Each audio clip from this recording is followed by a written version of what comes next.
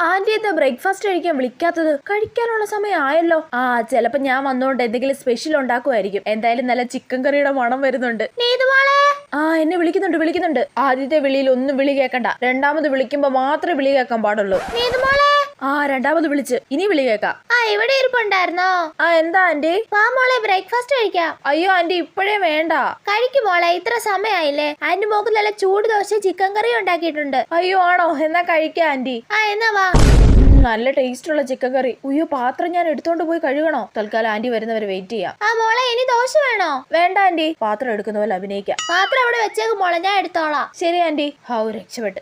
ഈ പൈപ്പിൽ കഴുകിയിട്ട് സിങ്കി തുപ്പിയാലോ? വീട്ടിലാണെങ്കിൽ സിങ്കി തുപ്പിയ അമ്മയുടെ കയ്യിൽ നിന്ന് ചീത്ത കിട്ടും. തൽക്കാലം ആന്റി വരുന്നവരെ വെയിറ്റ് ചെയ്യാം. അവിടെ കഴിക്കാം മോളെ. ശരി ആന്റി. രക്ഷപ്പെട്ട്. ആന്റി എന്താ ചോറ് കഴിക്കാൻ വിളിക്കാത്തെ? വിളിക്കുന്നുണ്ട്. വിളിക്കുന്നുണ്ട്. രണ്ടാമത്തെ വിളിയിൽ വിളി കേൾക്കാം. എന്റെ ഓരോ അടവുകളെ.